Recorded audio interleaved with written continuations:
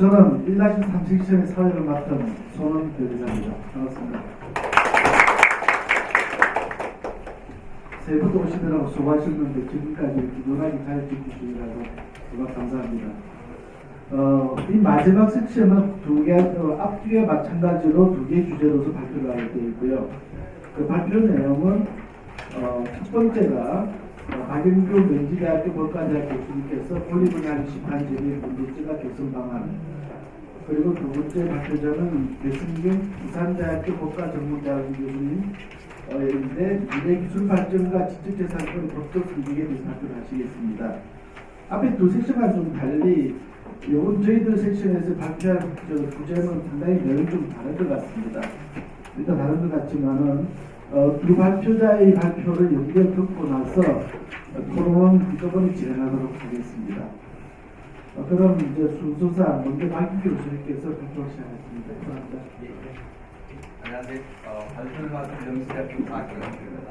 저는 오늘 새로운 신기술 미래 세대와는 전혀 관계가 없는 주제입니다. 그럼에도 불구하고 제가 생각할 때 새로운 기술이 적용돼야 할 가장 핫한 혹은 민감한 주제가 아닌가 해서 일단 저는 권리범위 확인 심판제도 문제점과 개선 방안에 대해서 발표를 시작하도록 하겠습니다. 주로 이제 현행 권리범위 확인 심판제도 문제점, 그리고 확인의 이익 일반, 그다음에 침해훼손 제기 후 청구된 소극적 권리범위 확인 심판의 확인의 이익 정도 말씀드리도록 하겠습니다. 먼저 서론부분 보시면 우리 특허법은 다 아시는 것처럼 135조 제1항의 특허권자 등은 자신의 특허관계의 보호범위를 확인하기 위해서 특허권의 권리범위 확인 심판을 청구할 수 있다. 이 항은 반대로 소극적 권리범위 확인 심판에 대해서 규정을 두고 있습니다. 최근에 이제 우리 특허법원이 침해소송 제기 후 침해 대상 물품과 동일한 확인 대상 발명으로 소극적 권리범위 확인 심판을 청구한 사건에서 결국 여러 가지 상황을 종합적으로 고려해서 확인의 이익이 없다라고 판시를 하였습니다. 현재 대법원의 계류 중입니다.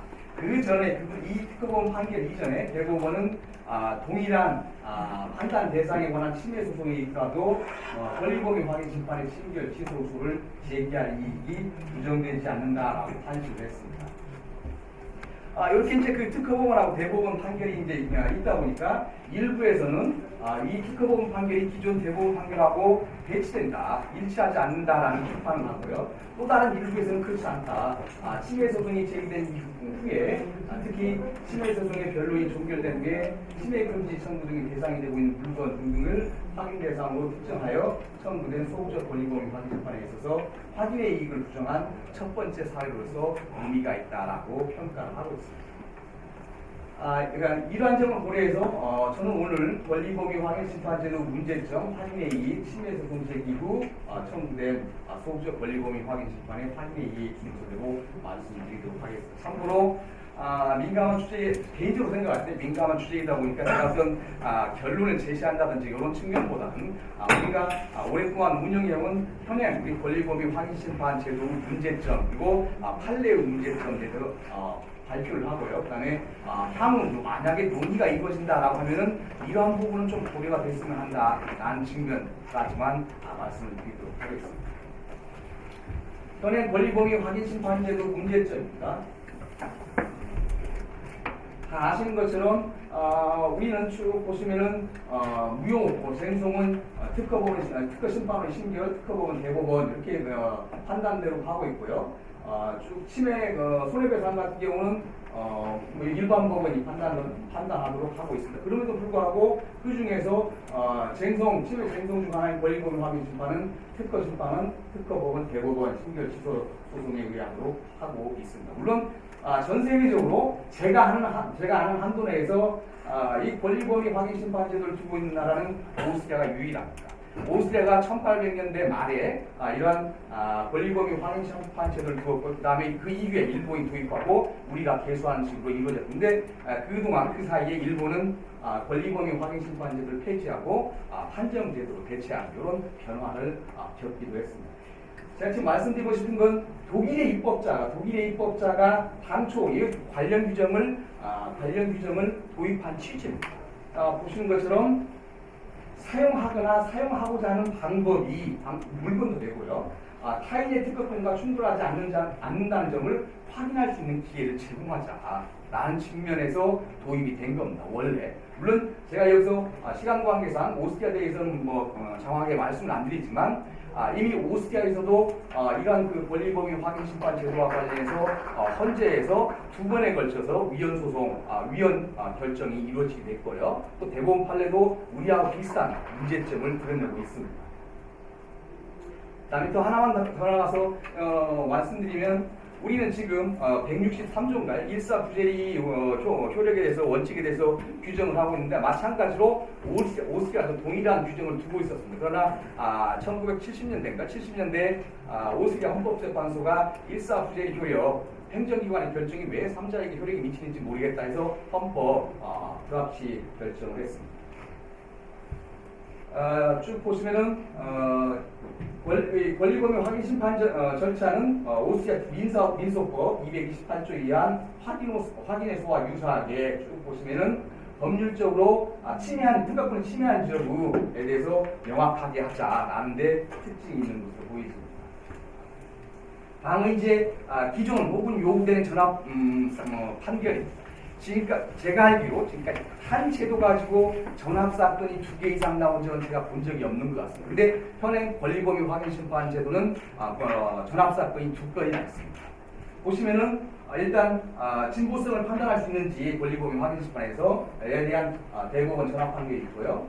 또 등록 무효 신결이 확정되기 전 권리범위 확인 심판을 청구할 이익이 있는지와 관련된 전압 사건이 있었습니다. 이 2개의 전압 사건을 통해서 일정 정도 권리범위 확인 심판 제도와 둘러싼 문제점들이 물론 통일화가 이루어진 측면이 있습니다. 그럼에도 불구하고 권리 사무관 적극적 권리범위 확인 심판 심판이 쭉 보시면은 유효 절차 이외에 등록된 권리 효력을 부인하는 결과에 대해서 부적법하다라는 판례가 대세이고 주류인 최근 판례이기도 하고요. 근데 반대로 그렇지 않다. 이거 적법하다라는 대법원 판결도 3개나 있습니다. 물론 오래된 판결이긴 하지만 3개나 있습니다. 그래서 이런 부분도 앞으로 전압을 통해서 통일화가 필요하고요. 두 번째로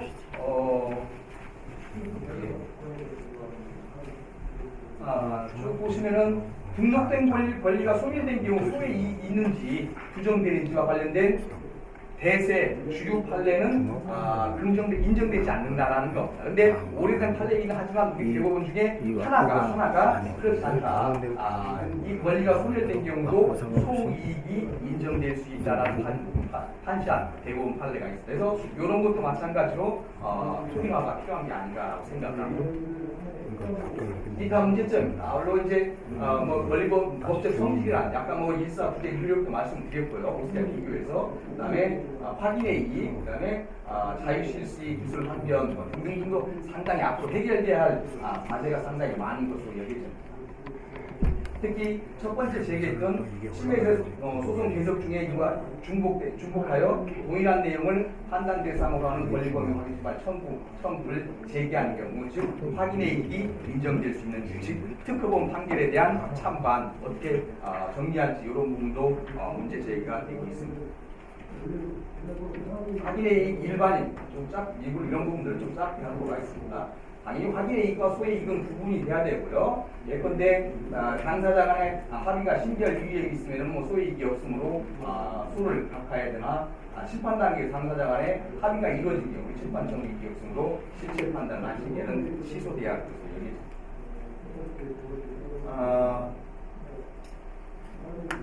권리범위 확인 심판 청구도 다툼이 있는 권리관계에 대한 확인의 이익이 필요하고, 만일 확인의 이익이 없으면 심판 청구 자체를 적합한 것으로 각간의 신결을 해야 할 것으로 여겨집니다. 그리고 물론 신결 시에 확인의 이익이 있는 한 신결 이후 확인의 이익이 소멸해도 심판 청구는 부적하게 된다고 볼 수 없고, 신결에서 불리한 판단을 받은 이상 원칙적으로 신결의 취소를 구할 수 있다고 보는 것이 타당한 게 아닌가 생각합니다. 적극적 권리범위 확인심판 관련해서 대법원은 좋게 판시했고요. 또한 피심판 청구인이 실시하지 않고 있는 물품을 대상으로 한 적극적 권리범위 확인심판 청구는 확인의 이익이 없어 부적법하고 각하되어야 한다라고 판시를 하고 있습니다. 그러나 이런 절차에서 소송 절차에서 당사자가 장래에 실시할 예정에 있다고 말하고 주장하면 실제로 확인의 이익이 인정되고 있는 상황이렇게 다시 말씀드리도록 하겠습니다. 소극적 권리범위 확인심판 관련해서 대법원은 심판 청구인이 실시하고 있는 발명이 확인 대상 발명과 일치하지 않는다 하더라도 확인 대상 발명이 실시 가능성이 전혀 없지 않는 이상 소극적 권리범위 확인심판의 대상은 심판 청구인이 규정한 확인 대상 발명이다라고 판시하였습니다. 이 부분은 아까 제가 서두에서 말씀드렸던 특허법원의 판결입니다. 그래서 다시 말씀드리지 않고요. 확인의 이익을 부정한 특허법원 판결입니다. 특히 권리범위 확인심판에서 확인의 이익이 문제가 되는 경우는 소멸된 권리에 대한 권리범위 확인심판 청구, 적극적 권리범위 확인심판 청구, 특허 발명이 권리범위에 속하는지 여부, 그 다음에 확인 대상 발명과 실시 주장 발명이 상이한 경우, 이해관계인이 아닌 경우 등등 여러 가지가 있을 수 있습니다. 시간과 이상선이 여기에서 이후에서는 소멸된 권리, 장래 실시 예정인 확인 대상 발명을 대상으로 하는 소극적 권리범위 확인심판 등을 중심으로 해서 말씀드리도록 하겠습니다.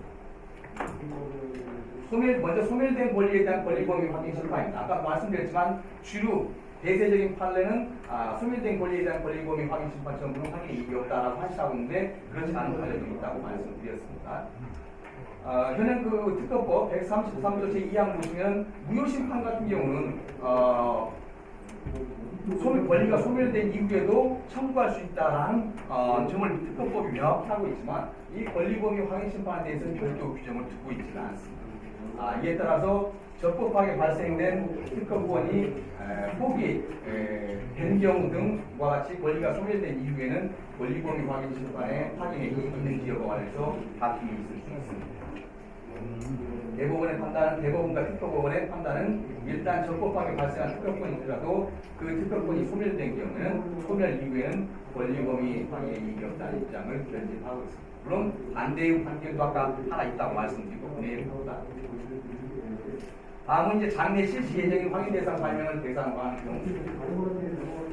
소극적 권리범위 확인심판에서 심판 청구인이 현재 실시하고 있지 않는 확인 대상인 발명이라 하더라도 장래에 이제 실시할 가능성이 있는 한 확인의 이익이 부정되지 않고 있습니다. 대법원도 보시면은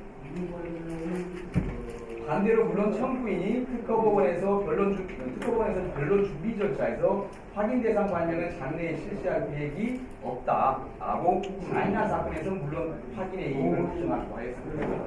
반대로 청구인이 실시하고 있는 발명과 확인 대상 발명이 다르다고 하더라도 확인 대상 발명을 실시할 가능성이 전혀 없지 않는 이상 확인의 이익을 주장할 수 없다고 말씀드렸습니다. 결국 아까 말씀드린 것처럼 현실적으로 청구인이 장래 실시할 계획이 있다라고 주장하는 경우 그 주장을 해석하기는 현실적으로 쉽지 않은 것으로 보입니다. 특히 자력이나 자인 등 특별한 상황이 없는 경우는 전부 권리범위 확인심판의 확인의 이익이 인정되는 것으로 보입니다. 다음에 권리범위에 대한 다툼이 없는 경우 심판 청구인이 장래 실시할 예정이라고 주장하면서 심판 대상으로 규정한 확인 대상 발명이 특허권의 권리범위에 속하지 않는다는 점에 관하여 아무런 다툼이 없는 경우라면 확인의 심판 청구의 이익이 없어 허용되지 않는다고 판시하였습니다. 마찬가지고요. 소개를 말씀드리면 소극적 권리범위 확인 심판에서 확인의 이익이 부정된 대법원 판결, 특허원 판결 모두 청구인 혹은 피청구인의 자인답에 진술에 따라 혹은 권리범위에 속하는지에 대한 다툼이 없는 경우에 확인의 이익이 부정된 것들이고 앞에서 말씀드린 특허법원의 침해송 제기에 청구된 소극적 권리범위 확인 심판과는 차원을 달리한 사안들이라고 생각합니다. 그다음에 청구인이 장래 실시 가능성에 대해서 주장하는 경우에 아직까지 제가 찾기로는 확인의 이익이 부정된 사례는 없는 것으로 알겠습니다. 다음에 이제 침해소송 제기 후 청구된 소극적 권리범위 확인 심판 확인의 이익. 이러한 확인의 이익과 관련해서는 긍정설, 제한설, 부정설로 나뉘어지고요. 이 권리범위 확인심판제도 확인의 이익과 관련해서 현행법이 권리범위 확인심판제도를 두고 있는 이상 모든 권리범위 확인심판에 대한 확인의 이익이 없다고 단정하기는 상당히 어려워. 즉 입법적으로 해결하면 모를까 법률이 명백히 인정하고 있는 제도를 해석을 통해서 확인이 없다라는 이유로 심판제의 자체를 부정하는 것은 타당하지 않은 것으로 여겨집니다.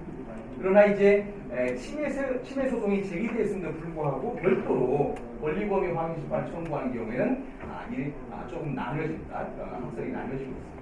먼저 긍정하는 쪽입니다.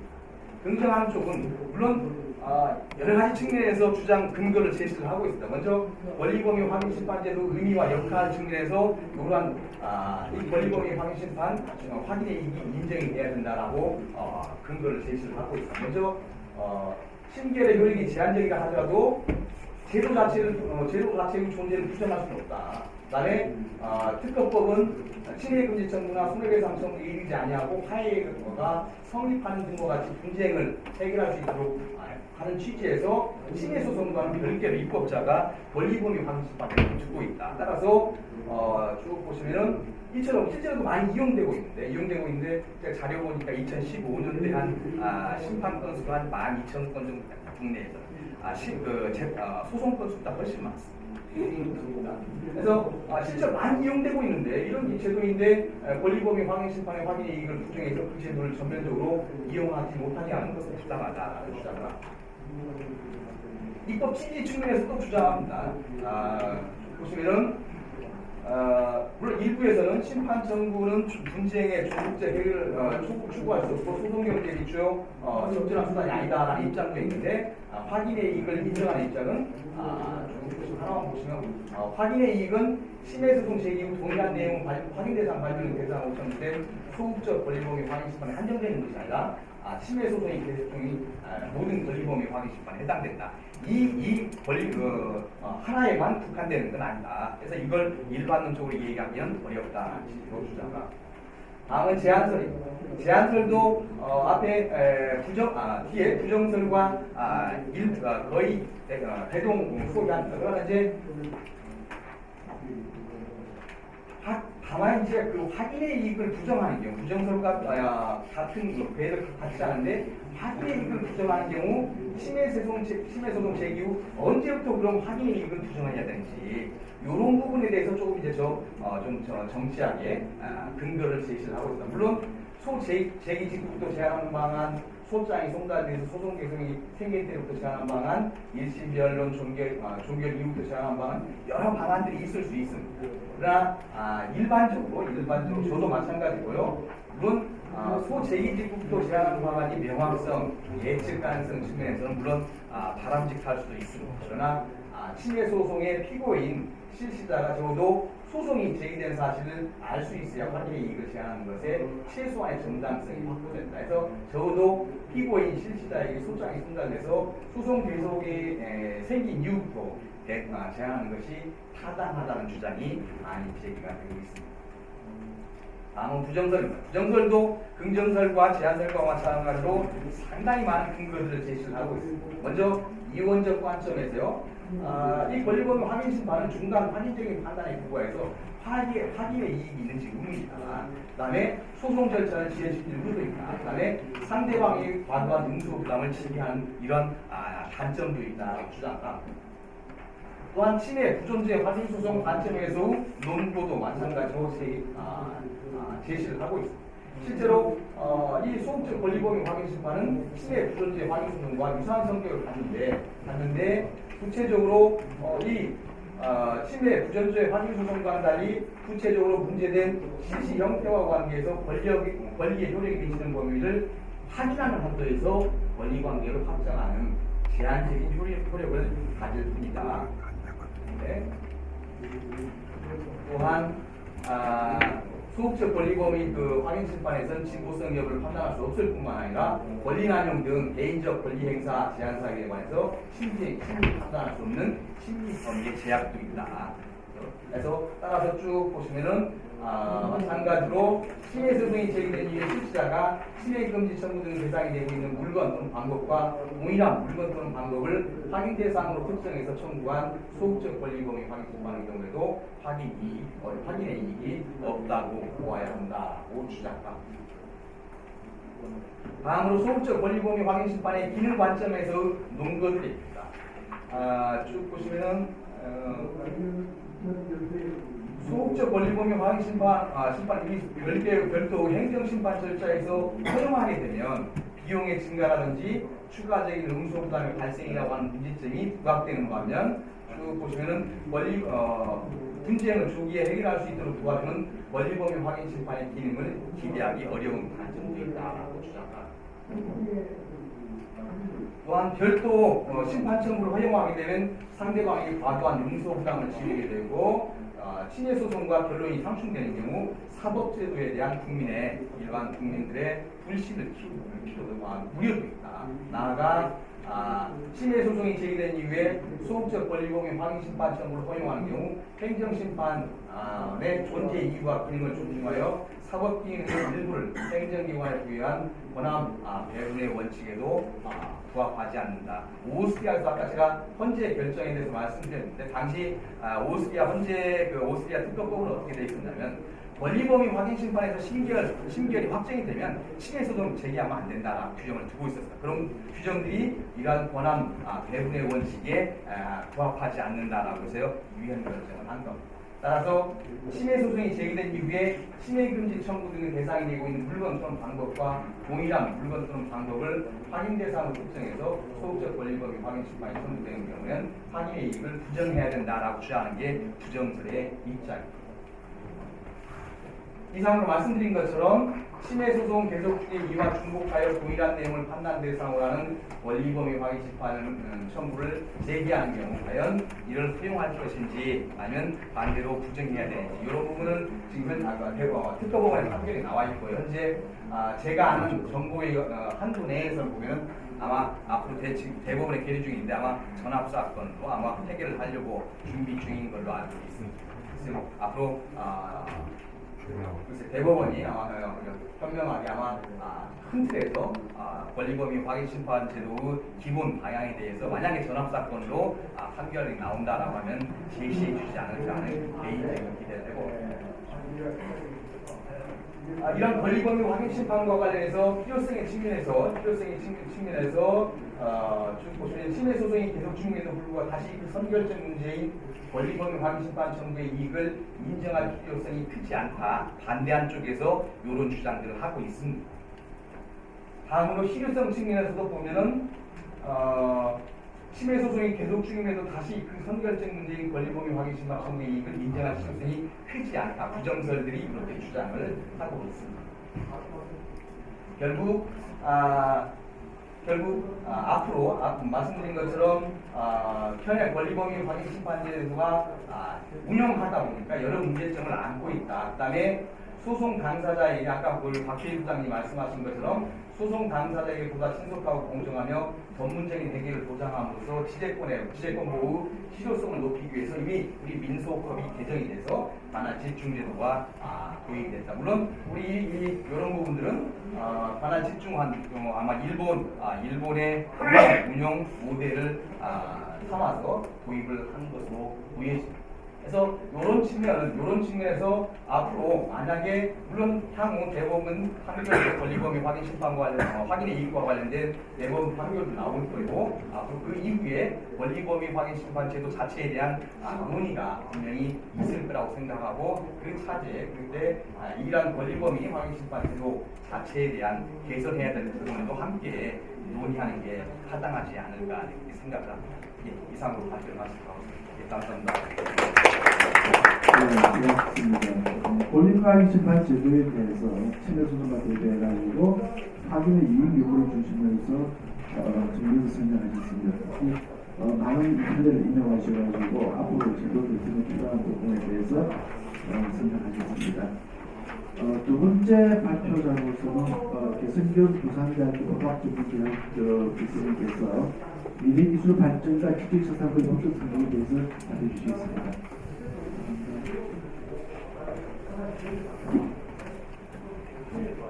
파워포인트를 안 하기 때문에 좀 이런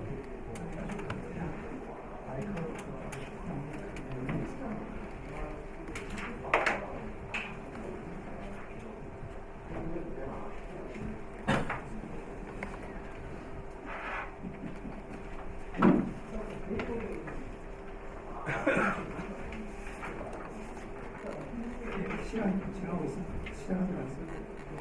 먼저 이렇게 해외 나와서 이렇게 발표할 수 있도록 해주셨어요. 여러분 감사를 드립니다. 저는 이제 그 주제가 미래기술 발전과 지식재산의 전망이라고 했어가지고 그 미래기술 발전을 항상 했는데도 발표문을 준비했는데 아무래도 좀 다르게 됐습니다. 한 생각이 들기 그래서 제가 그냥 재미있게 글을 적어봤다고 생각하시면 될 것 같습니다. 오늘 아침에도 뉴스를 들으니까 알파하고 제로가 알파고를 누르고 그다음에 알파고 제로 스스로 이렇게 바둑을 공부를 해서 수천만 번에 이렇게 바둑을 떠가지고 이렇게 뭐 인간이 이제 생각하는 걸 뛰어넘었다 이렇게 뭐 그런 표현을 써서 인간의 지능을 뛰어넘었다 그런 뉴스를 봤는데 그 이제 앞으로 기술 발전이 이제 경이롭다라고 이렇게 말하게도 될 수준이 아닌가 이 생각이 듭니다. 그래서 뭐 흔히 요즘 회자되고 있는 4차 산업혁명이다 이런 시대가 온 것 같고요. 그래서 이제 앞으로 미래기술 발전이라는 의미가 다른 말로 이제 법학적인 입장에서 보면 지적재산이 극도로 발전한 사회다 이렇게 표현을 해도 뭐 틀리지 않을 거라고 이렇게 생각을 듭니다. 그러면 이제 이 지적재산이 뭐 극도로 발전한 사회에서 지적재산은 어떻게 될 것인가 이런 게 너무 제가 궁금해서 제 나름대로 상상을 한번 해보았다고 생각하신 것 같습니다. 기존에도 90년대 중반에 멀티미디어라든지 데이터베이스 소프트웨어, 그다음에 90년대 후반에 이제 온라인의 발성을 하고 그리고 11세기 초가 되면서 온라인하고 통신이 결합되고 저작물 자체가 이제 디지털화되는 이런 것들이 문제점이 발생해서 지적재산권이 이제 위협적이다 이런 이야기가 나왔지만 그래도 기존의 이제 법학 개몽이 최근에서 대부분 해결해 왔다고 이렇게 생각이 듭니다. 그럼에도 불구하고 앞으로 발전할 기술은 그 기술의 질이라든지 양, 속도에 있어가지고는 기존의 그 비교가 안 될 정도로 다를 것이라고 생각이 들고요. 그 다음에 이제 그동안은 뭐 기술과 과학이 좀 인간 창작, 이런 발명 행위의 수단이었다 이런 생각이 좀 지배적이었지만 앞으로는 도대체 어떻게 될까?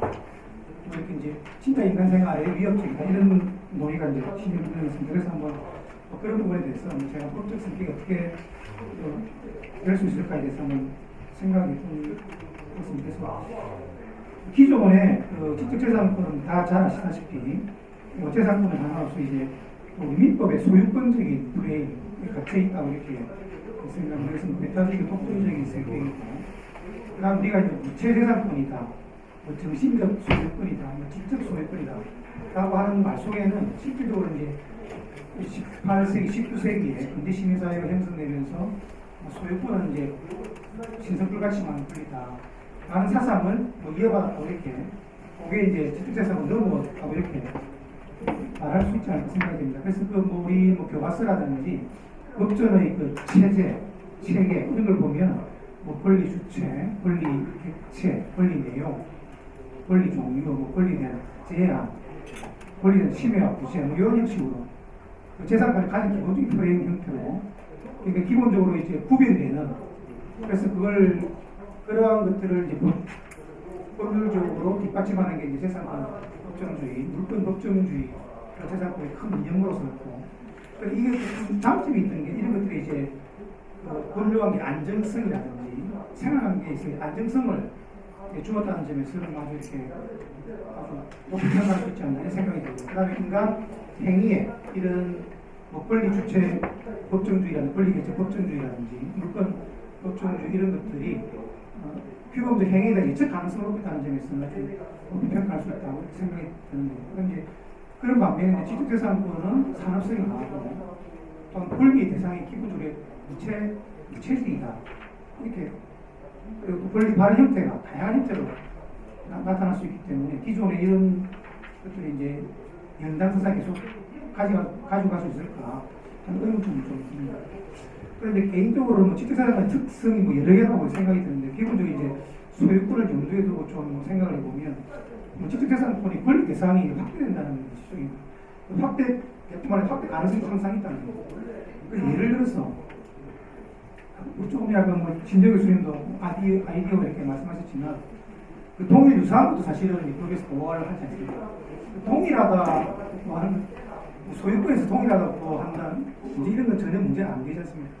그 유사한 것까지 또 보호하는 형태 이건 해석론을 통해서 유사한까지 보호해주겠다. 왜 유사한까지 보호해야 되는가 하는 그리고 뭐 권리 범위라든지 이런 범위에서 뭐 저작권 같은 경우는 뭐 실질적 유사성이라든지 이런 걸 통해서 보호해주겠다는 지적재산의 권리 내용을 해석론을 통해서 보호해주겠다는 그런 게 있는 거예요. 그 다음에 이제 기술적 보호 조치, 저작권 분야에서도 기술적 보호 조치를 통해서 저작물 그 자체는 아니지만 저작물 보호를 무력화시키는 것도 저작권 침해로서 간접적으로 이제 보호해주는 거. 그 다음에 또 이제 간접 침해 제도라는 게 있지 않습니까? 국제사건 제도에서 간접 침해 제도라는 건 사실, 간접 침해라는 말은 사실은 인과관계를 넓힌다든지 이건 좀 부정적인 얘기 많지만 지적재산권에서는 간접 침해라는 제도가 존재하고 있고 실질적으로 보호를 확대하고 있고 현대사회에 올수록 그 의미가 이제 깊어지고 있다고 보여지고 그 다음에 이제 영업 비밀 보호를 또 강화하는 게 현대적인 추세라고 이렇게 보여집니다. 영업 비밀이라는 게 보면 실체도 없고 요건도 없는 그런 것이지만 영업 비밀을 추정하면 보호가 되는 영업 비밀 보수 관리도 좀 약화시키고 이런 것들이 보면 전반적으로 보면 지적재산권을 양적으로나 질적으로 이제 강화시킨다 이렇게 요약할 수 있지 않을까 생각이 듭니다. 그런데 이렇게 이제 지적재산 유형이라든지 보호범위 확대 내지 보호 수준을 강화한다는 이런 경향 역설적으로 보면 타인하고 공유할 수 있는 부분도 많지 않는가 이런 생각도 좀 역설적으로 해볼 수 있지 않을까 생각이 듭니다. 그 다음에 또 이제 지적재산권법의 큰 특징 중에 하나가 불법행위로 이론에 이제 독해하는 경향인데 이 그래서 문제는 미국 750조라든지 부정행위와 참호이런 조항을 통해서 더욱더 권리의 내용이라든지 이런 것들이 불확정 개념으로 점점 이렇게 의존해서 지적재산권자에게는 굉장히 이렇게 좋아졌다고 이렇게 말을 해야 될 것 같은데 하여튼 보호를 좀 확대시키는 경향도 있는 것 같아요. 그 다음에 또 저작권법의 일반적인 의사 표시에 관한 개성론을 더 강화된 형태로 공법적 양도를 통해서 저작권자를 보호하는 형태 이 형태에서 지적재산권을 점점 더 강한 형태로 이렇게 나가고 있다 이렇게 현행하는 그렇게 요약할 수 있을 것 같습니다. 그렇다면 이제 과학기술의 발전은 여러 가지가 있겠지만 인공지능이 등장하겠는데 인공지능이 등장한 단순한 컴퓨터 프로그램뿐이 아니고 그래서 컴퓨터 프로그램은 사실 주어진 것, 명령된 것만 그동안 수행했다고 판단했습니다. 지금은 이제 주체적인 역할을 한다는 점에서 기술 학습을 통해서 인식과 분석, 컨트롤을 해서 새로운 성과를 만들어낼 수 있다는 점에서 이제 기존의 컴퓨터 프로그램과 다르다 이렇게 말을 할 수 있을 것 같습니다. 그래서 여러 인공지능이 지금 인간의 모든 영역에서 지금 관여하기 시작했다고 이렇게 말을 할 수 있을 것 같고, 그다음에 창작의 영역에서도 우리 인간보다 더 뛰어난 주체 역할을 할 수 있다. 사실 여러분이 말씀하신 것 같은데, 팔본에 하고 작곡할 수 있다든지 이런 분들이 있지 않습니까? 그림을 더 고호답게 그릴 수 있다든지 이런 것들 보면 대단한 이렇게 말할 수 있을 것 같습니다. 그래서 이제 창작이라는 게 어찌 보면 인간이 창작이기 때문에 좀 보호해주는 이런 영역인데 창작의 개념에 대해서도 다시 생각해 볼 수 있지 않나 생각이 듭니다. 그 다음에 이제 플랫폼 경제가 시작이 됐다는 생각이 듭니다. 인터넷과 신의 발달을 해가지고 시장의 형성이 있어가지고 플랫폼 경제가 됐어. 굉장히 단선적이고 공급자 수요가 분명했고 수요와 공급을 맞춰주는 시장이었다면 플랫폼 시장은 다승적이고 시장의 개념과는 수요와 공급이 더 가변적입니다.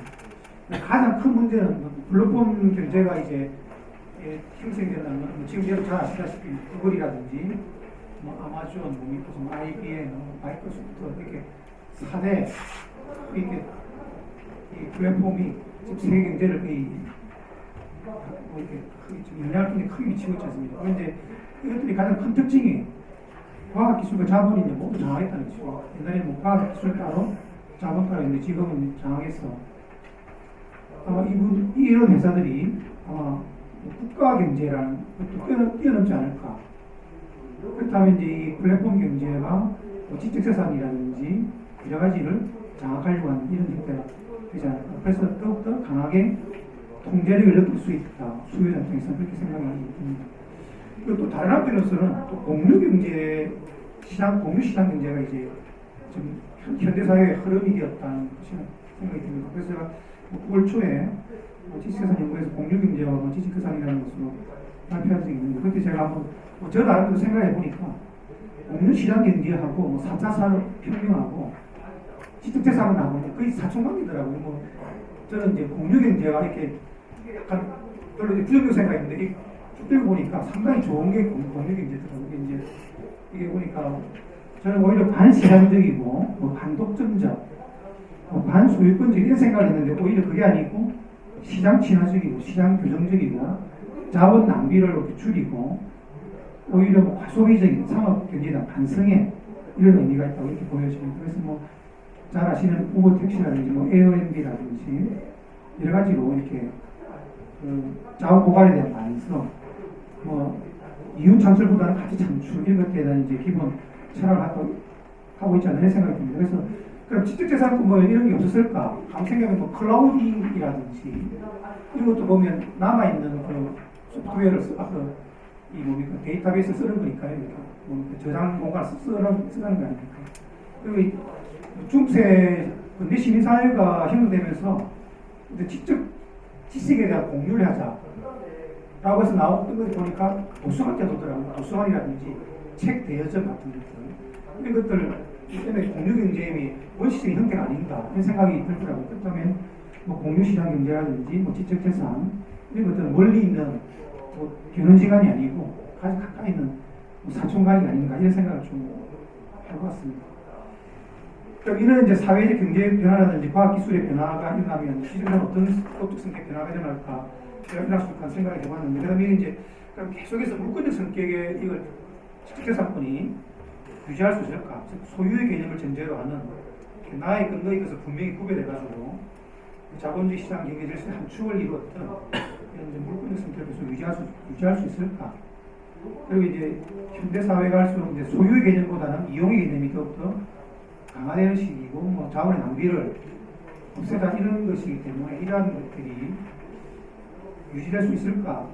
오히려 계약법적인 형태, 오히려 뭐 공공으로 다 쓰게 하고 쓴 만큼 돈을 내게 하는 이런 형태가 되지 않을까 이런 생각을 좀 나름 상상을 해봤습니다. 그리고 이제 지적재산권법의 가장 중요한 요소 중에 하나가 뭐 파리 조약에서도 규정되어 있지만 속지주의가 가장 기본 원칙인데 물론 제가 이제 수업시에 항상 강조하는 게 절대 속지주의가 중요하다고 속지주의 유지가 가능할지 근데 어찌 보면 속지주의라는 것이 19세기적인 생각이라고 할 수 있지 않을까 생각을 듭니다. 그래서 지금까지는 자신의 지적재산을 보호받기 위해서 자신의 지적재산권을 보호해주는 국가의 관할권이 있는 것이 된다. 이게 이제 좀 속지주의라고 할 수 있습니다. 물론 뭐 조약을 통해서 뭐 FTA라는 시장이 좀 넓어지는 경향도 있기는 하지만 이거 좀 최소한의 보호 기준을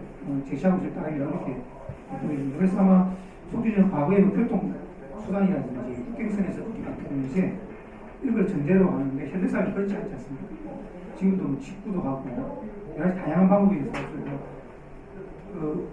지적재산권이 있는 물건을 침해가 어떤 형태로 발생할 수 있게 돼서 굉장히 다양하게 좀 나타날 수 있다고 이렇게 생각이 듭니다. 그래서 제가 이걸 국제그래프 교수님한테 제가 자문을 좀 구해서 이렇게 이런 게 이제 전통적인 의미에서 속지주의 성격이 좀 더 약화된다고 표현해도 되느냐라고 하니까 이제 국제그래프를 정하신 교수님 그 표현 틀리지 않다.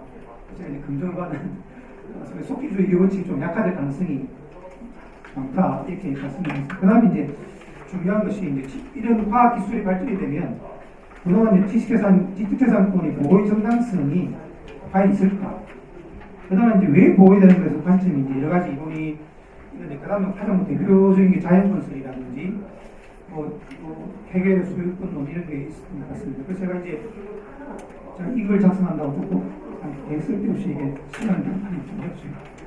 그 자연건설은 뭐 잘 아시다시피 존 로커가 자신 노동을 통해 생산된 제품에 대한 저작권을 자신이 향할 수 자격이 있다. 이게 이제 자연건설인데 뭐 인센티브 이론과 대비를 가진다는 거고요. 그 다음에 이제 해겔은 이렇게 이제 일본 노동 이론과 법정 이론 관념적 선생님을 이렇게 일생을 통해서 이렇게 소유권론이 이렇게 변해왔다고 하더라고요. 그래서 이제 노동 이론, 법정 이론이 있는데 가장 보니까 지적재산권에 가장 이렇게 제가 판단하기에는 잘 설명해준 이론이 관념적 선전 이론이라 이렇게 보여지더라고요. 이거는 이 소유권은 인간의 의지의 의지가 발현된 것이다 이렇게 보더라고요. 그래서 물건을 소유한다는 의미는 한 개인이 인격적 존재로서 자신이 자유롭게 생산하는 것이 할 것이다. 그래서 이제 좀 몰랐는데 해결을 보니까 이렇게 이 빈부 차이도 인정을 하고요.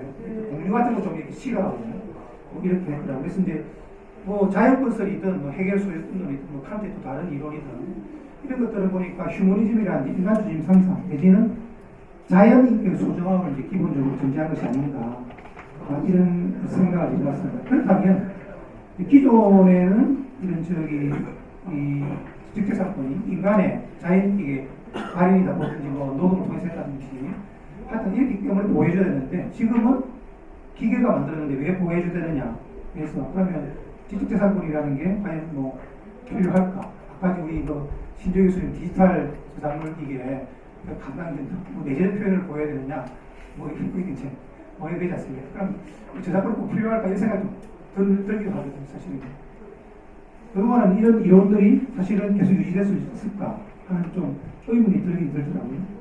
그 다음에 이제 권리 소진 원칙이 기존에 보면 이제 사람이 창작한 것 그래서 유체물이 지적재산권이 유체물이 유통된다는 걸 전제로 했는데 그것이 지금 계속 잘 아시다시피 온라인상에서 지적재산권들이 계약을 통해서 통제하려고 한다든지 내지는 시장 분할을 통해서 자기 지적재산을 계속 유지하려고 그렇게 하지 않습니까? 처분을 하지 않겠어. 이런 것들이 이제 기술이 고도화로 발전이 되면 권리 소진 원칙도 유지하기가 좀 힘들지 않을까. 그래서 어찌 보면 지금까지는 권리 소진 원칙이 문화 수요자라든지 지적재산권의 상대방이 가장 강력하게 지적재산권에게 항변할 수 있는 하나의 큰 무기였는데 이것을 계속 유지할 수 있지 않을까. 유지할 게 좀 힘들지 않을까. 이런 의문이 들더라고요. 그래서 이런 것들 가장 이제 나타날 수 있는 가장 대표적인 게 아까 뭐 김건호 교수님께 발표하신 3D 프린팅이 아주 지략적으로 나타나는 한 현상이 아닐까 하는 생각을 개인적으로 저는 해보고 있습니다. 그렇다면 이제 지금까지 뭐 기술의 발전이라든지 미래의 기술 발전이 언제 어떻게 뭐 기사를 보면 2045년쯤 되면 지금하고 세상이 너무 많이 달라져 있을 것이다. 한 20년, 30년 후가 되면 그 예측하는 분들이 지금 너무 많더라고요. 다행인데 저는 그 전에 제가 정년이 끝나기 때문에 어떻게 될까 그런 생각을 좀 많이 해보고 지적재산권이 이거 기술의 발전을 발목을 잡는 게 아닐까. 이제 이런 온라인이라든지 통신의 결합, 디지털화, 뭐 데이터, 빅데이터라든지 이런 거 활용을 하면 아무래도 미래기술의 과학의 발전이 새로운 패러다임이 도래할 가능성이 많다. 그런데 이게 지금 어떻게 될지, 어떻게 예상을 해야 될지. 그러면 교육의 체계도 기본적으로 근본적인 변화가 와야 되지 않을까. 그동안은 이제 모든 법학 체계가 인간을 중심으로 하고 기계라든지 인공지능이라든지 이런 것들이 인간을 대체하지 않을 것이다. 라는 걸 전제로 해서 이제 교육이 형성되어 왔는데 어차피 뭐 인간을 대체할지도 모른다는 점점 이제 예상이 되고 있지 않습니까? 인간이 아닌 무엇, 뭐 존재라고 말하기 좋겠지만 하여튼 그런 것들이 인간 생활이라든지 법률관계에 이제 등장하기 시작했고 등장할 것이다 라고 예측을 하게 된다면 기존의 법규에 뭐 괴리가 생기지 않을까. 틈이 생기면 이걸 이제 수정 보완하든지 안 그러면 뭐 규범 해석을 통해서 이 규범 틈을 외울 수 있다면 좋겠는데 그 점점 커진다든지 모순이 발생한다면 새로운 패러다임에 대한 변화도 도모할 필요가 있지 않을까 이런 생각을 해봤습니다. 그래서 제가 이걸 준비할 때 다른 책을 읽어보니까 무슨 경제학자가 그런 걸 적어놨더라고요. 우리가 알고 있는 소유권 개념 그 500년도 안 된다. 소유권 개념이라는 게 뭐 그런 걸 또 적어놨더라고요. 그러니까 더더군다나 지적재산권은 소유권 훨씬 짧은 개념인데 그걸 너무 이렇게 소중하게 생각하지 마라. 뭐 이런 표현도 있긴 있더라고요. 그래서 아마 그런 의견들도 앞으로 점점 더 강해지지 않을까 뭐 이런 생각을 해봅니다. 그래서 제가 이제 제가 들으시면서 이거 소설 쓰고 있는 이런 생각 하시는 것 같다고 생각이 예, 제가 주제에 맞춰가지고 뭐 준비하도록 네, 감사합니다. 네, 수고하셨습니다. 4차 산업혁명을 대변되는 우리 교통과 과학기술 발전에 따라서 지식재산 권리 자체 법적으로 성격이 변화되는 게 예측되고 있고요. 이에 따라서 아마 변화고서 갈피할 수 있지 않나 이런 의견이 같습니다. 두 분이 발표에 대해 가지고 세 분의 평가를 보겠습니다. 첫 번째는 심혜연 충북대학교 법과전문대학 교수님 앞으로 나오시고요. 강명수 부산대학교 법과전문대학 교수님, 그리고 정지석 법무법인 남가 변호사님.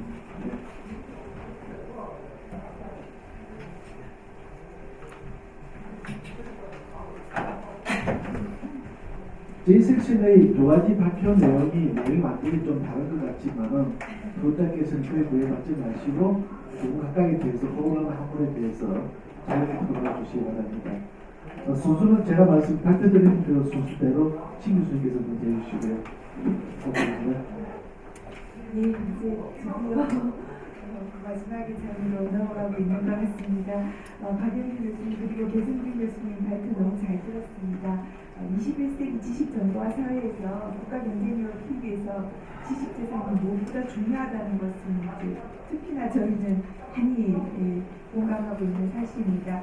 4차 산업혁명 시대를 맞아서 지재권의 중요성이 더 중요해질 것이다. 이렇게 계승균 교수님께서 말씀하셨습니다만 다만 이제 지재의 이용 환경은 오늘 발표를 다 들어보니까 우리가 지금까지는 전혀 경험하지 못했던 그러한 것들로 가득 차 있는 것 같습니다.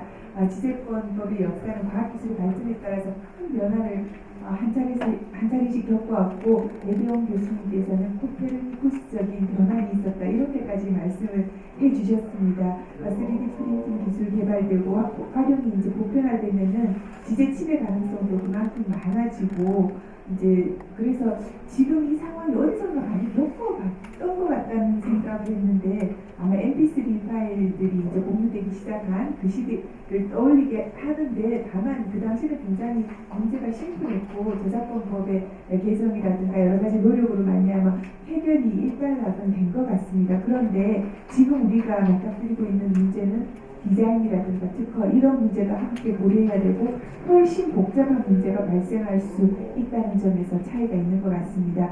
계승균 교수님도 지적하셨다시피 새로운 기술이 발전함에 따라서 여러 가지 문제가 등장했지만 기존의 법리와 해석의 원인에 의해서 해결이 가능했습니다만 이제는 AI의 등장이라든가 뭐 3D 프린팅 기술의 발전이라든가 이런 지재권의 체계 자체에 근본적인 변화를 요구하는 여러 가지 일들이 발생하고 있는 것 같은데요.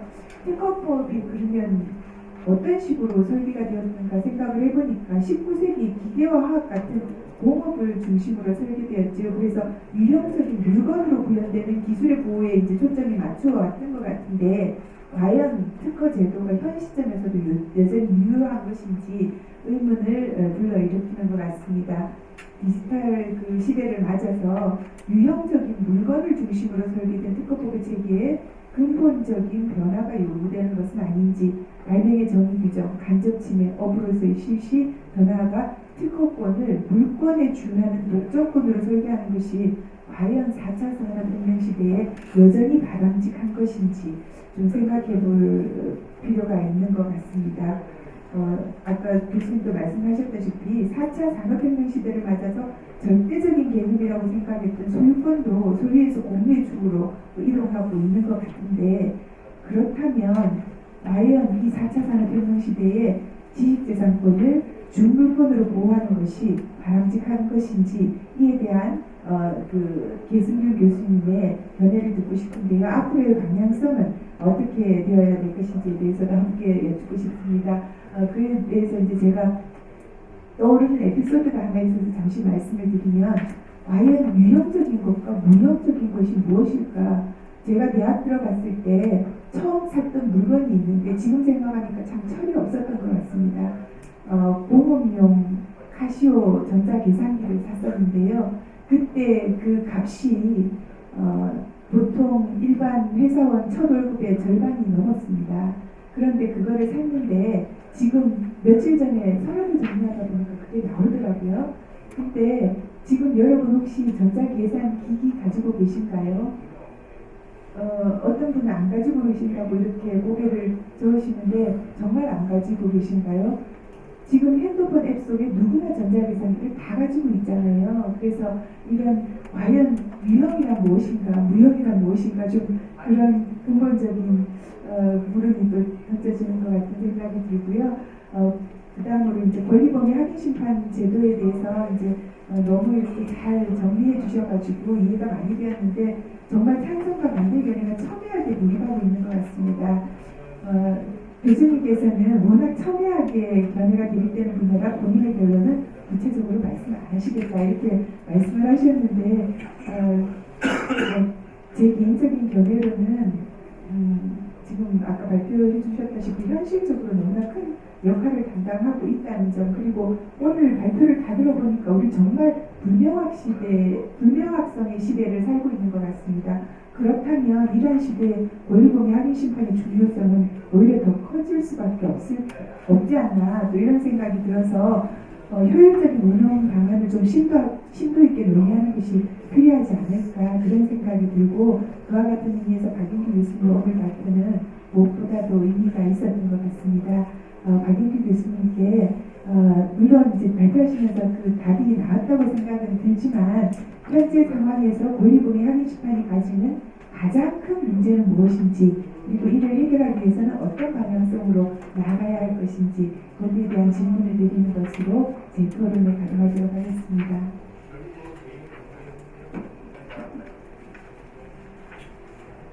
안녕하십니까. 저 부산대학교 법학전문대학원 강명수입니다. 저 역시 녹음 발표를 잘 들었고, 감사합니다. 우선 박인규 교수님 발표에 대해서는 좀 전에 신현 교수님께서 질문을 하셨는데, 박인규 교수님의 마음에 많이 좋아서 제가 답을 한번 해보려고 하겠습니다. 사실 이 주제는 최근에 저도 이제 뭐 좀 글을 하나 써서 참 관심이 많은데 발표를 해주셔서 되게 기뻤고요.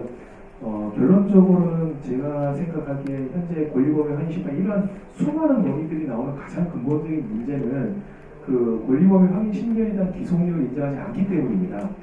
그런데 지금 이 자료에도 권리범위 확인 심결에 대한 기속력을 부정하는 것이 당연하다는 걸 전제로 부정설로 되어 있고요. 결론에서도 그렇게 되어 있는데, 우선은 그 세 가지 관점에서 저는 좀 답변을 듣고 싶습니다. 첫 번째, 입법적으로 봤을 때 권리범위 확인 심결 말고 여러 가지 뭐 정정 심결, 무효 심결 여러 개가 있지 않습니까? 근데 그 법 규정에는 특별한 차이가 없음에도 불구하고 왜 권리범위 확인 심결만 기속력을 인정하지 않는 건지 입법적으로 봤을 때. 그리고 두 번째가 취지인데요. 그 취지가 여기 나와 있지 않고, 아까 오스트리아 잠시 말씀하셨지만 우리나라 입법에 직접 배경이 됐던 일본의 그 입법 취지는 제가 이야기로 찾아본 바에 의하면 기술적인 범위에 대한 판단은 법관보다는 기술 전문가들이 잘 알기 때문에 그 판단을 존중하자는 취지에서 만들어진 게 이 권리범위 확인 심결이라고 알고 있습니다. 그런 취지를 고려해 보더라도 기술 전문가의 판단이 존중이 돼야 되고, 그런 면에서도 기속력을 긍정하는 게 입법 취지에도 부합하지 않는가. 두 번째, 마지막 세 번째가 지금은 이제 2016년부터 그 관할이 집중이 됐지만 그 전까지는 관할이 유언적 체계로 가했을 때 권리범위 확인 심결에 대해서 불복은 특허법원에 하지 않습니까? 그리고 대법원에 가고, 그러면 특허법원이 전문법원입니다. 일반 법원이 아니고. 그런데 전문법원의 판단을 거친 최종 권리범위 확인 심결의 기속력을 부정해서 일반 법원이 그와 달리 판단을 할 수 있는 게 그 기존 제도였는데 그게 전문 법원의 취지하고 또 너무 안 맞는 게 아닌가.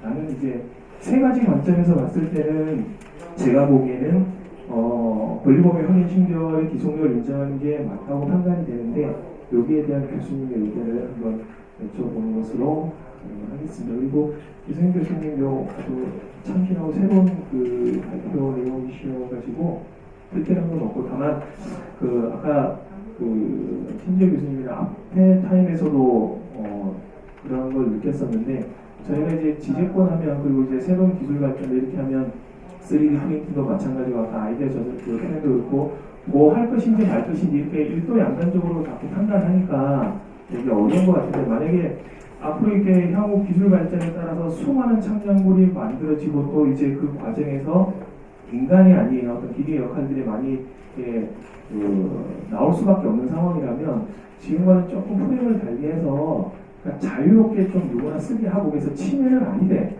사용으로 인한 이득을 그 원 창작자에게 돌려주는 그런 프레임으로 가는 것에 대한 논의가 필요하지 않을까라는 생각이 있는데 여기에 대한 의견을 잠시 여쭤보는 것으로 저의 토론을 가능하겠습니다.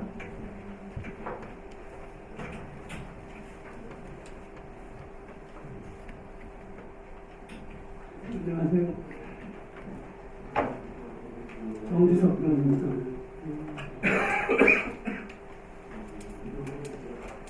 두 분 발표는 잘 들었고, 우선 아령 교수님 부분에 대해서 드리겠습니다. 주제하시다시피 우리 방향의 심판이 오늘 저 효과가 저번에 보니까하고 이제 불편도 많고 얘기에 대한 점도 많은 편인 것 같습니다. 그것은 무엇보다도 특허법에서 그 권리범위 심판에 대해서 그 한계의 근거 규정만 두고 있고 심리 대상의 범위 요건 등에 대해서 근거 규정을 두고 있지 않기 때문인 거라고 생각합니다. 교사께서는 이러한 권리범위 심판의 문제점에 대해서 확인의 이익을 중심으로 발표를 해주셨습니다.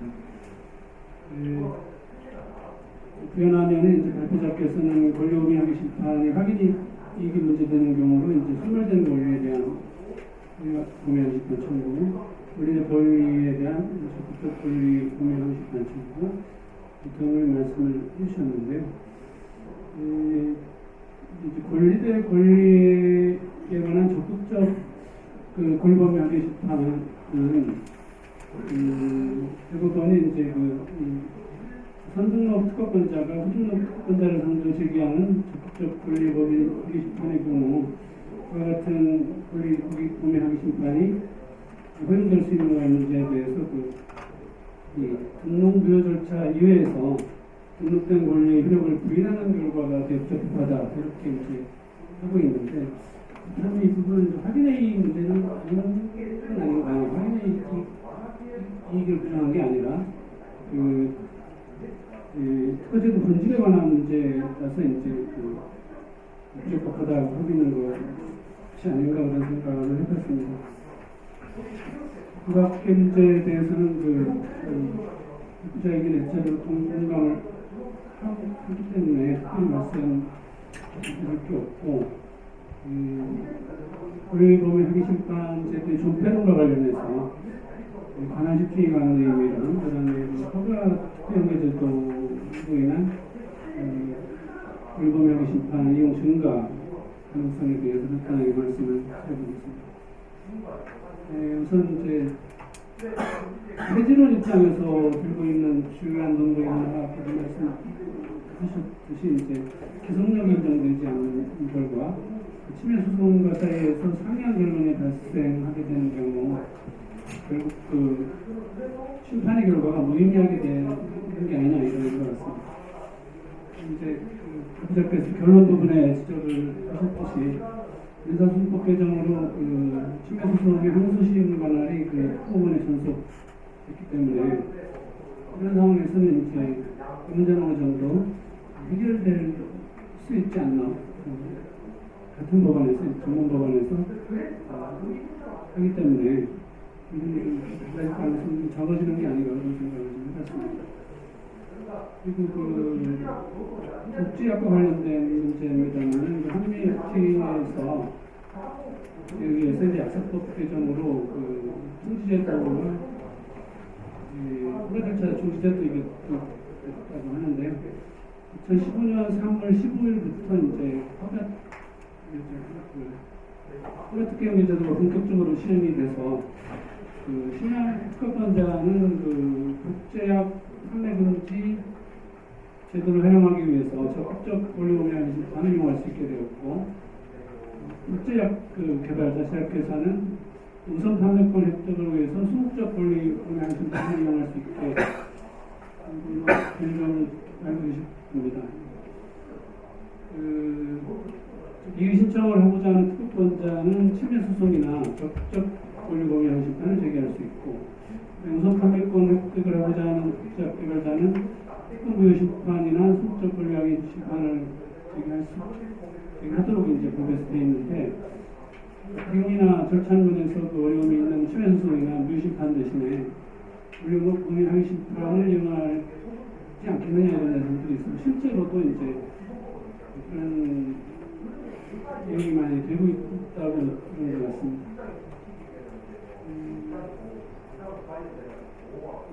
제도를 어떻게 제도를 없애는 게 이제 만드는 것보다 좀 어렵지 않은가 이런 생각을 해봤고요. 권리공유하기 심판에 대해서. 그래서 이제 이 부분에 대해서는 아까 좀 말씀드렸던 심리 대상이나 범위 요건 등에 대해서 그거에 좀 더 구체적인 규정을 보완을 해서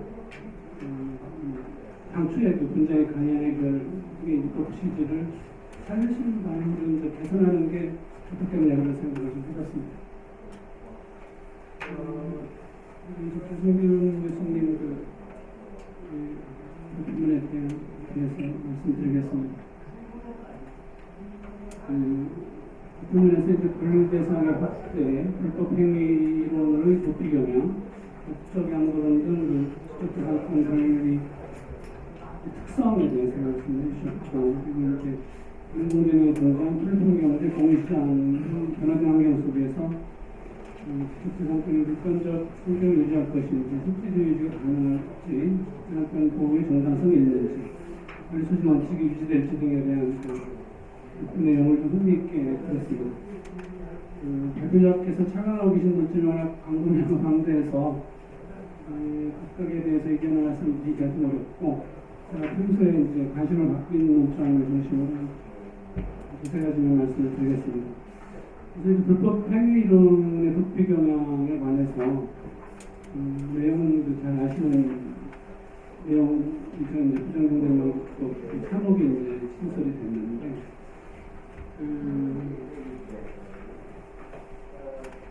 부장께서는 이제 일반 불법 행위 조항을 통해서 간접적으로 직접 재산권의 보호 범위를 확대시킨 것이 아니냐는 비판을 해주셨는데, 저는 이제 약간 좀 다르게 판례에 의해서 이제 일반 불법 행위 이론이 개발이 됐고, 그렇게 되는 경우는 좀 사건이 많아지면서 이렇게 좀 확대될 가능성이 오히려 있었던 게 아니냐. 그렇다면은 중경제정법이 이제 그 판례의 논리를 그대로 받아들여서 말하자면 일반 부정경쟁 조항이라고 할 수 있겠죠. 일반 부정경쟁 조항을 두어서 오히려 좀 더 일반 불법행위 조항을 근거로 좀 확대될 가능성을 줄인 게 아니냐 뭐 이런 생각을 해봤습니다. 그리고 이제 목적 양도론에 관해서 말씀드리면요, 법자께서는 지적권법 46조 2항에서 1항 1조에 따라 허락을 받은 자는 허락받은 이용 방법 및 조건의 범위 안에서 그 점을 이용할 수 있다고 하는 게 허락받은 이용 방법 및 조건을 벗어나면 책무 불이행이 아니라 불법행위가 저작권 침해로 그런 게 이제 좀 특이하지 않느냐, 특이한 규정이다 이렇게 말씀을 하시는 것 같습니다. 그래서 조금 다르게 생각을 좀 했는데요. 이런 행위가 저작권 침해가 되는 이유는 계약 내용 위반에서라기보다는 계약하지 않은, 계약 내용이 포함되지 않은 행위를 해서가 아닌가. 다시 말하면 이제 저작권 이용 허락 계약은 일반적인 금지 행위 중에서 저작권자가 특정한 이용 방법 및 조건을 정해서 허용을 해주는 계약이니까 그 범위를 벗어나는 것은 허락하지 않은 행위가 되고, 그래서 이제 협상 원칙으로나 금지된 행위가 돼서 저작권 침해를 되는 게 아닌가 그런 생각을 해봤습니다. 마지막으로 인공지능의 등장과 관련한 변화 가능성에 대해서 생각을 해봤습니다. 발표자께서는 인공지능이 창작 행위를 한다는 보도 내용을 들어서 이제 인간의 영역이라고 생각되었던 창작 행위에 대해서 창작의 주체가 추가되거나 변화될 수 있음을 지적을 해주셨고요. 연가에서도 미래의 과학과 기술이 발전 인간 활동을 대체하거나 인간의 행위가 오히려 기후명 내지 기술 활동이 부수적이 될지도 모른다는 우려를 표명을 해주셨습니다. 저는 이제 발표를 읽으면서 언젠가는 이제 법률 제2조의 정의규정 제1호가 사람에 관한 규정이 되지 않을까 그런 생각을 해봤습니다. 사람이 이제 우리가 또 사람도 있고 인공지능도 이제 사람이 그럴 수도 있기 때문에 아니면 사람으로 이제 한정을 일단 한다든가 뭐 이렇게 하려면은 사람을 일단 정의를 해야 되지 않나 같고요. 한두 해 전에 이제 아까 말씀하셨던 알파고와 이세돌의 대결이 결과가 생중계되면서 뭐 많은 사람들이 이제 충격적인 현실을 받아들였는데 그 대국에서 이제 이세돌이 거둔 1승이 인간 인공지능에 거둔 최초이자 마지막 승리가 될 것이다. 뭐 이런 예측들 평가를 많이 한 것 같습니다. 그리고 이제 앞으로 인공지능의 대체자 산업 중 법률 서비스 분야도 높은 순위로 이제 발표들이 되고 있는데요. 지금 이제 법학 이론과 판례부수 부에 의거해서 현 시점에서 의뢰인이 가장 유리한 논리를 찾아내는 데 있어서 어떤 이러한 법률과도 인공지능을 따라가기 어렵지 않겠느냐 하는 건데 이제 좀 그렇지만 수긍을 하지 않을 할 수밖에 없는 게 현실이 아닌가 생각합니다. 그리고 그렇다면 결국 법률 서비스 분야도 뛰어난 인공지능을 개발하는 자본 사이의 경쟁이 되지 않을까 생각을 해봤고요. 조금 더 상상의 나래를 좀 펴봤는데요. 발표는 이제 미래 기술에 관한 거라서 과연 이제 그렇다면 인공지능에 대한 인간의 통제는 가능한가 뭐 이런 생각을 좀 해봤습니다. 많은 사람들이 흥미있게 본 5편의 이제 터미네이터 영화는 이제 인공지능과 인간의 대립이라기보다는 로봇 나옵니다만은 인공지능을 악용하는 악당과 그로부터 인간 또는 지구를 지키는 영웅 사이의 대립이 아닌가 이제 생각을 해봤고요. 그리고 이제 결국 전통적인 건선진화의 결과로 이제 우리를 이제 한숨 지켜주긴 했는데. 허라는 영화가 있습니다. HER. 여자는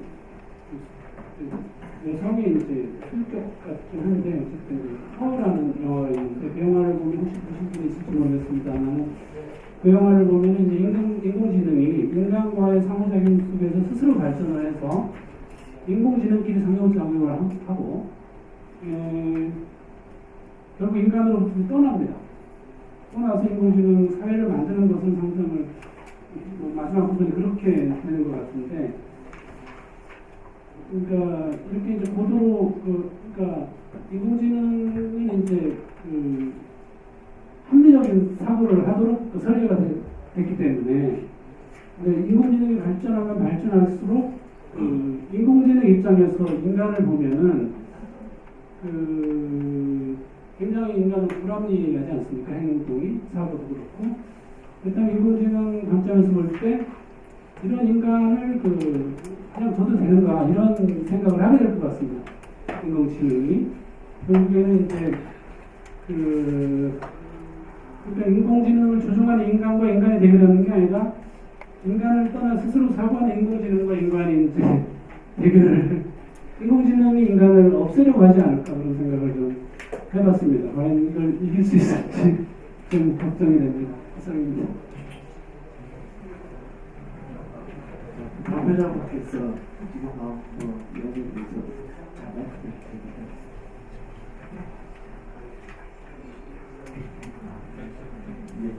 신윤 교수님께서 먼저 세분 소자분께 먼저 감사드린다는 말씀 드리고 싶고요.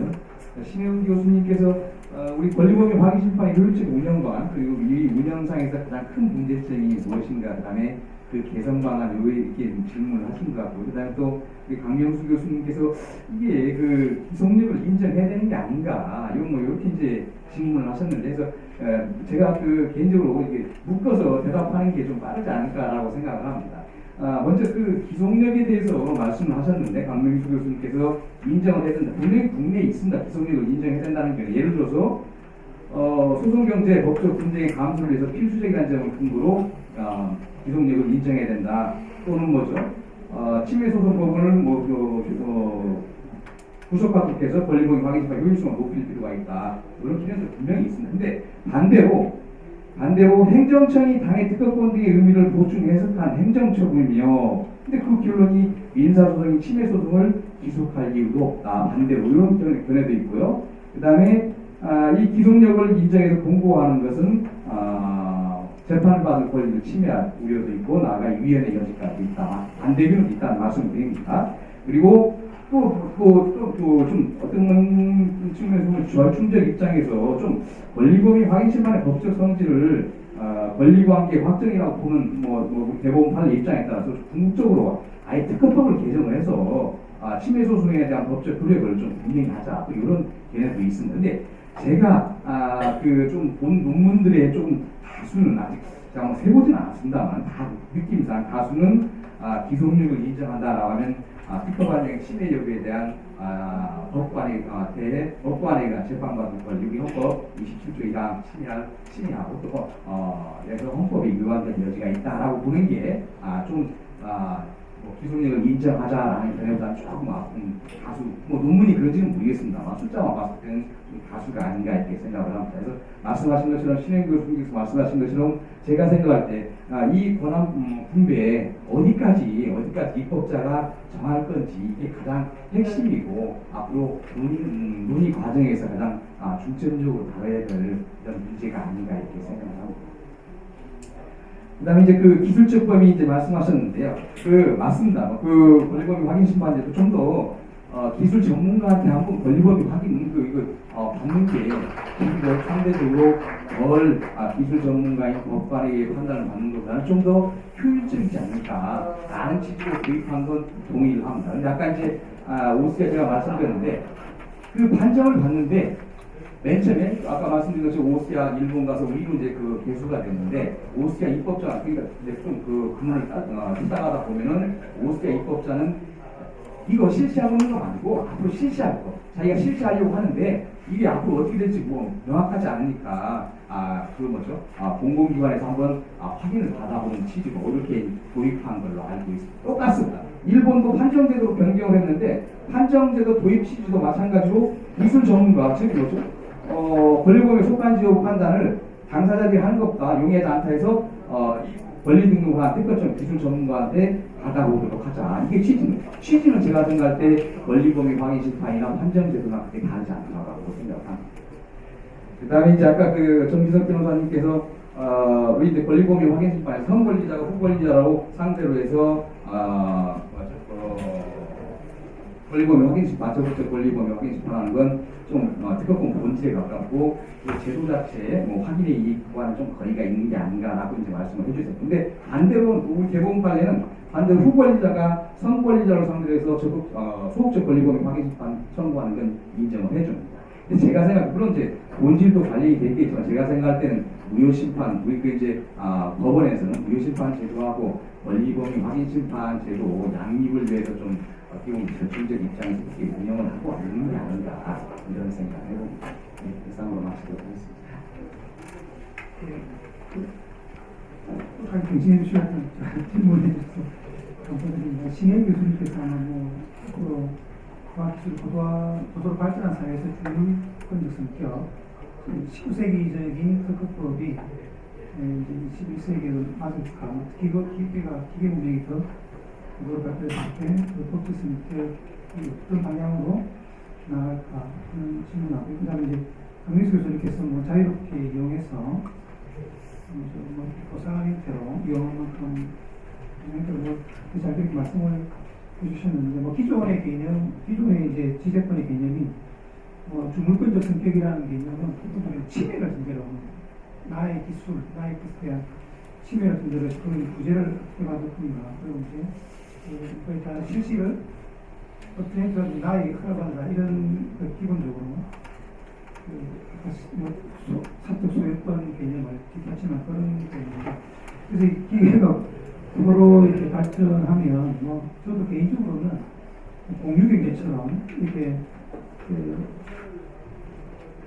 특허를 다 내놓고 필요한 특허를 갖다 쓰고 그다음에 돈을 지불하고 이런 형태가 있었어요. 그래서 지금 뭐 지난번에 한번 그 공유경제 하면서 휴먼 특허는 뭐 이런 것들이 있지 않습니까? 그러면 시장에 기술시장에 내놔서 필요한 사람이 갖다 자유롭게 갖다 쓰도록 하는 게 사회적으로 보면 더 이렇게 기술 발전을 높게 하고, 그 다음에 오히려 이용도가 더 높아지고요. 특허자한테 수익이 더 많이 되고, 누가 더 창출되지 않나 이런 생각을 좀 해봤습니다. 그래서 뭐 그런 형태로 발전하지 않을까. 하여튼 개인적으로는 지금의 칸막이식의 어떤 이런 권리 개념은 생각 좀 적절하지 않다 이런 생각이 들고, 제가 이걸 한번 해결할 수 있으면 노벨 박상을 받을 그런 생각을 뭐 대답했지는 한번 했습니다.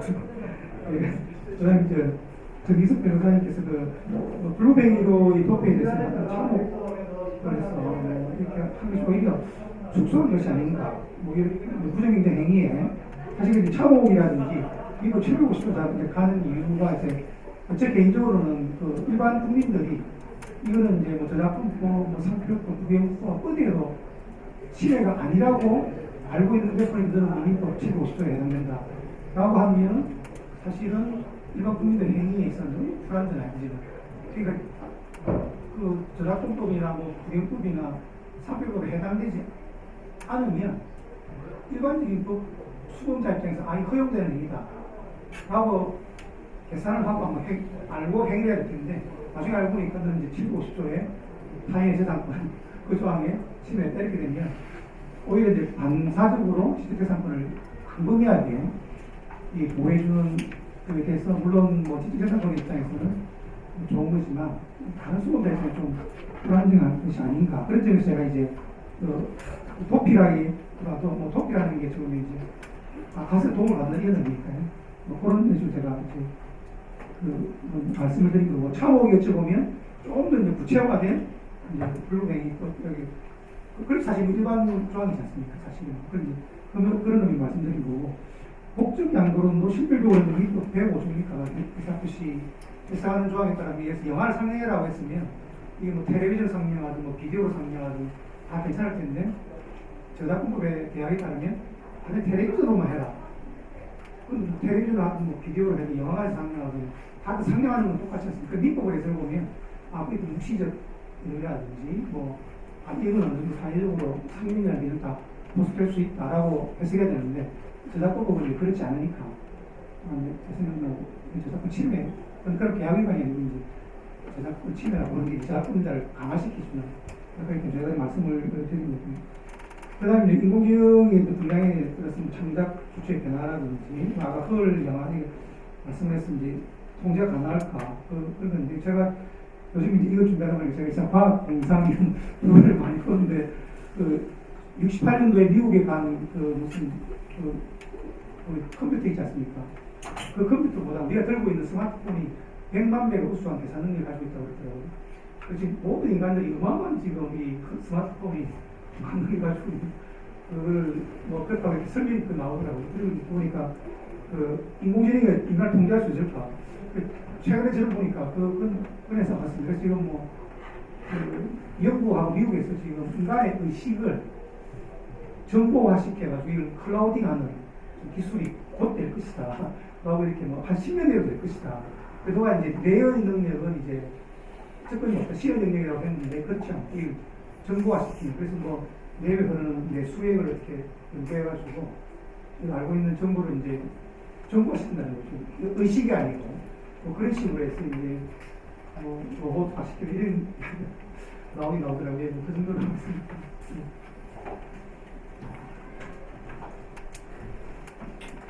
네, 감사합니다. 저는 권태우 교수님 덕분에 한 번도 시간 제한 없이 시간 딱 맞았습니다. 그대로 끝나게 또 서서하니까 플로에 질문이 있으면 한 분 내고 두 분 받겠습니다. 없으십니까? 혹시 우리 토론장님께서 방금 그 발표자로부터 이야기 듣고 하실 때 여기서 보충해 주시면 없으면 감사합니다. 예, 감사합니다. 오늘 상당히 어떻게 보면 뜨거운 감자, 고립학생 심판, 그리고 미래기술에 관련돼가지고 새로운 발상, 정말 좋은 이야기 많이 들었고요. 특히나 교장님께서도 아주 차분하게, 냉정하게 이렇게 하나님 주시라 정말 감사했습니다. 오늘 발표하신 두 분 교수님과 또 통대학 참가하신 세 분, 그리고 무엇보다도 이 시간까지 끄덕 앉아서 이렇게 경청해 주신 관측인분이 정말 감사드립니다. 감사합니다. 이것을 해주셨습니다.